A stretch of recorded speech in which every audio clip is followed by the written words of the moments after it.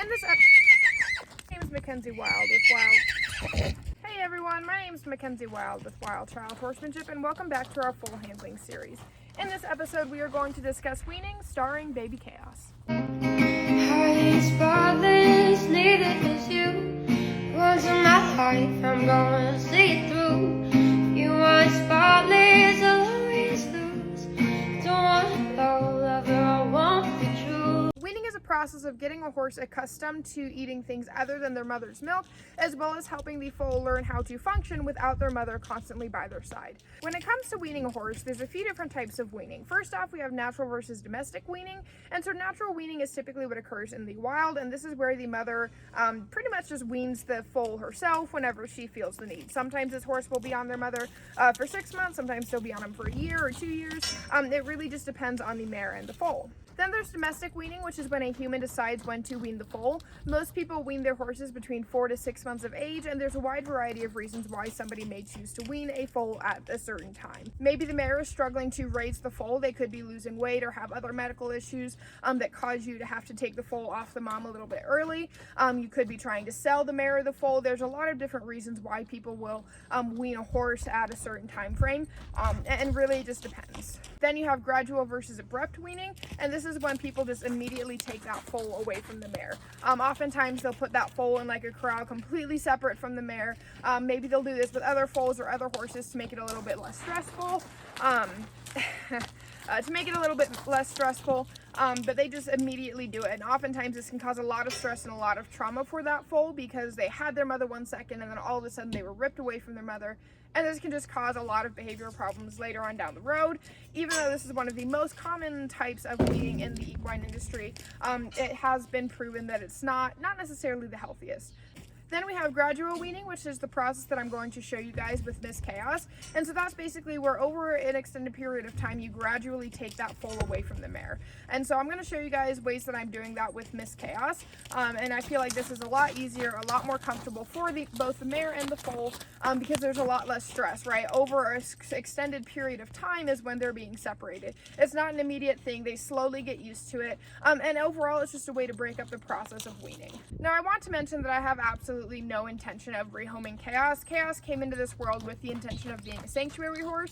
I specifically bred her mother because I wanted to have a piece of her on this earth forever. Miss Delilah is my heart horse. I wrote an entire book about her. It's a memoir of my teen years and how I kind of got started as a horse trainer. It's called Beneath the Surface. I definitely recommend you guys check it out. I will also put the link for y'all in the description. But anyway, I bred Delilah just so that I could have a piece of her forever, and that is where we got Miss Chaos. Because of this is going to affect how I wean Miss Chaos. I'm definitely going to be taking more of a natural approach in which I'm going to let Delilah wean her off of her milk on her own time, but at the same time I'm going to be adding some gradual weaning into the process, because if for some reason Chaos ends up drinking her mother's milk until you're a year or 2 years old, that's going to start creating buddy sourness between Delilah and Chaos, and my goal is to continue working with them independently and working with them separately so that Miss Delilah doesn't develop buddy sourness and Chaos doesn't develop buddy sourness towards each other.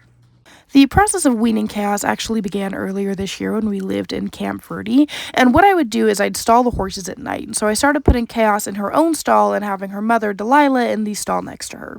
Then in the morning when I'd let the horses back out to pasture, she was reunited with her mother to do whatever she pleased from that point forward. Eventually I started adding 1 stall between Chaos and Delilah, and then 2, and then 3, and then 4, and then we actually took a small break from weaning Chaos because we had just moved back to Ash Fork and I wanted to give her time to settle in. Upon moving back to Ash Fork, there was another little filly, a burro by the name of Rain, who was also in the process of being weaned from her mother. And so we used this to our advantage, and we let Chaos and Rain kind of get accustomed to each other in the round pen.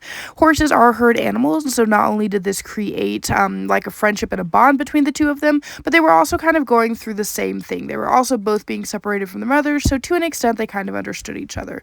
You can see here that they actually got along great. They started playing with each other and were very quickly distracted from the fact that their mothers were not there. We also started to add food into the picture so that they could also graze and have positive associations with this entire experience. Another method I've been using is putting Chaos in the round pen for short increments by herself, starting off with like 10 minutes and then 20 minutes and then 30 minutes, and very slowly increasing the amount of time that she is away from her mother and away from the other herd mates. Once Chaos started to grow a little bit more comfortable outside the comfort of her mother, then I started doing separate training sessions with both her and the mother. The mare Delilah actually seemed relieved that Chaos was nowhere to be seen. She picked up right back into regular work. She's under saddle again and she is doing great. As for Chaos, we've been focusing on the basics, just leading, picking up all 4 feet, brushing, stuff like that. Now, you're going to notice that Chaos is still a little bit anxious being away from her mother, and this is something that is going to be quite common during the weaning process. And so what I'm going to do is I'm going to show you guys how I divert her attention to other things and try and distract her from that fear of being away from mom. Every time Chaos starts to get a little bit anxious being away from mother, then I'm going to take a moment to work on something and distract her from those feelings and that anxiousness.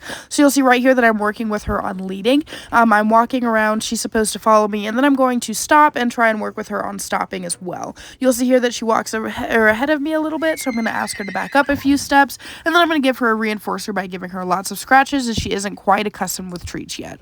Not only is this helping Chaos work on leading as well as maintaining boundaries, but this is starting to distract her from the fact that mother is not here and show her that we are focusing on other things and that there's a lot more exciting things to be worried about than mom.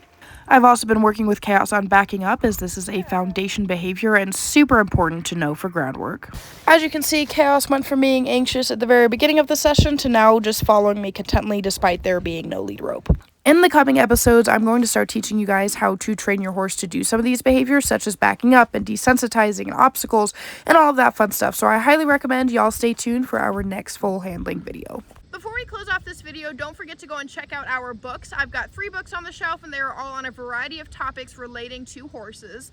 We also have a podcast out there. It is about the life lessons horses have to teach us. And we also have a merch store, so you can go and get some cool fancy merch, sport it, send us a picture of you wearing it, and we'll give you a discount on your next purchase. With that being said, I'd like to give y'all a friendly reminder that all of the pictures and videos, all of the content you see at Wild Child is funded by myself. I like to do this at absolutely no cost to you guys because the world is so expensive right now, and I really just want to help make a better world for the horses we all love so much. However, if you would like to help financially support the sanctuary horses, the materials we need to make and edit these videos, I have a list of different ways that you can donate. I'm not a registered nonprofit. I'm just an LLC trying to make a living, support the animals, and help horses and humans overcome their problems while advocating for kinder, more humane horsemanship methods. With that being said, if you have not already, please hit the red subscribe button. Check us out on Facebook, Instagram, our podcast, and all of the many, many other things that we have available. Thank you all for watching. Stay strong, stay true, stay wild, and we'll see y'all next time.